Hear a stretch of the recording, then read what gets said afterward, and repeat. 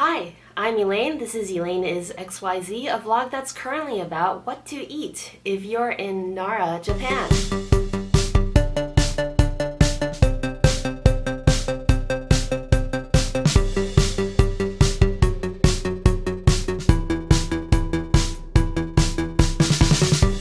So the most famous food in Nara is probably the shikasenba, you know, those deer crackers that you end up feeding to all those little buggers around town.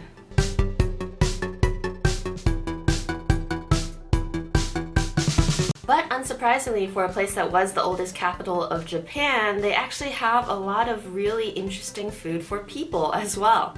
The city is chock full of restaurants with years and years of history, and there are several specialty dishes that are especially worth trying here because you can really only find them in Nara. Having been there several times now and having had the chance to pig out all around town, I figured why not do a quick intro to some of Nara's favorite foods.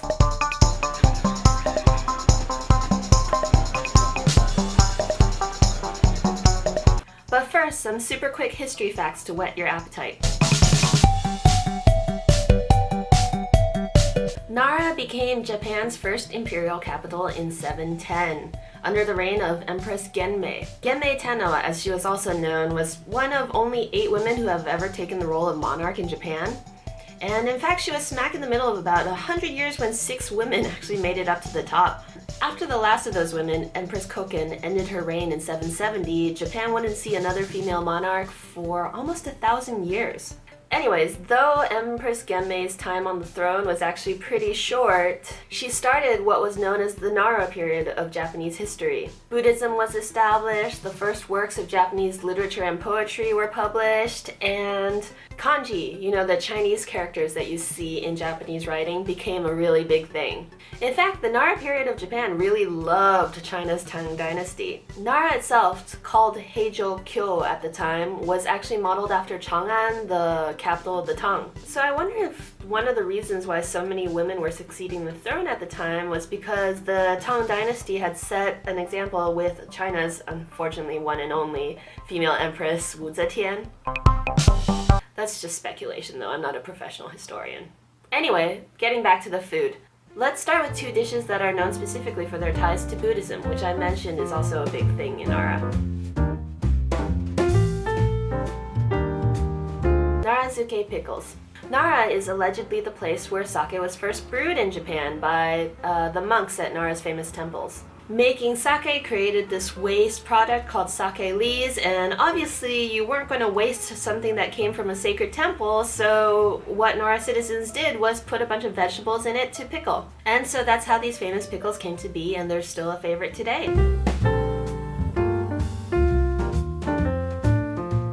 Another famous temple food, chagayu.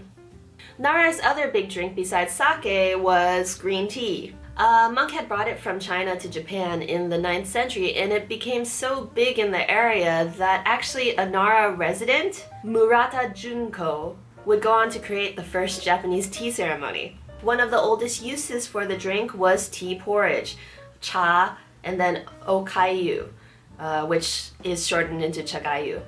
And ever since 1200 years ago, that food has been specifically associated with Nara.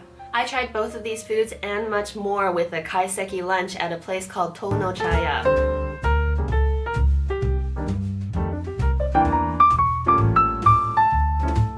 Just a quick in case you didn't know, kaiseki is basically like a chef's tasting course. So there were 7 courses in total. I won't go into all of them here, but I put them up on my blog.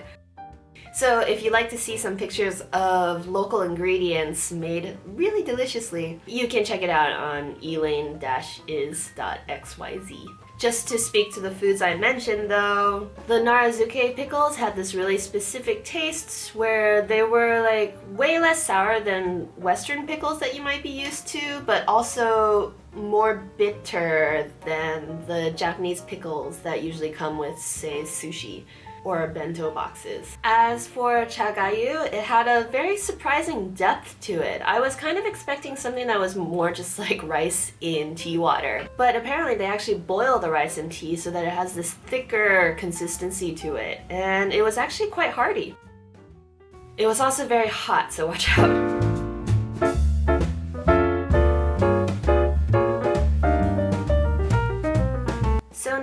next most famous dish is kakinoha sushi.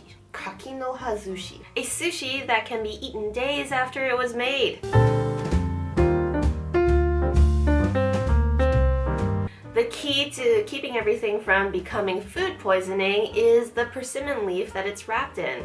Apparently during the Edo period, Nara really wanted to get in on the whole sushi phenomenon, but they were really far from the sea, so understandably it was a little hard to get it fresh. And so somebody had the bright idea to use persimmon leaves, which have this antibacterial agent in them. Don't eat the leaf though, it is a container. And also, I actually did buy some kakinoha sushi for the ride home, but then had the bright idea to, I don't know, just test to see how long it would take for the sushi to actually spoil. So 2 days later, it was okay, I had one, that was delicious. I forgot to record it though, for whatever reason. And then a week later, I opened it up and it was all moldy and I screamed and dropped it and just threw it in the trash can. That was a waste of that sushi and I feel really bad about it. But considering it did keep for 2 days, I think that means it works as a good safe picnic option or something.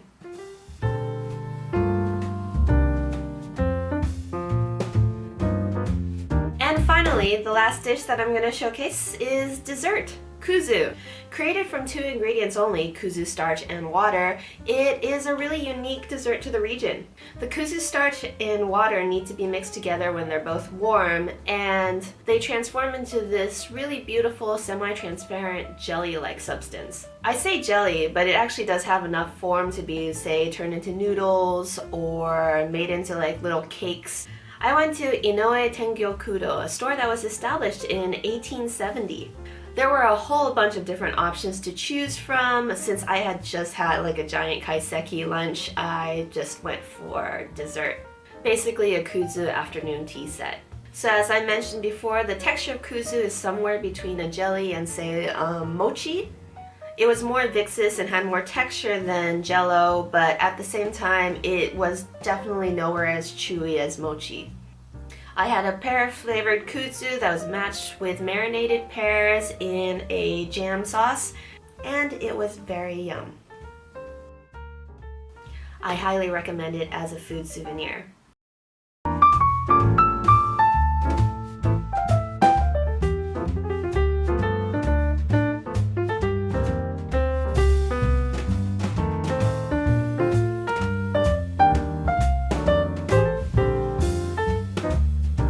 Anyway, there you go. There's a couple of foods for you to try the next time you're in Nara. There are a whole bunch of other things that you can get there too, of course, including actually senba crackers for humans.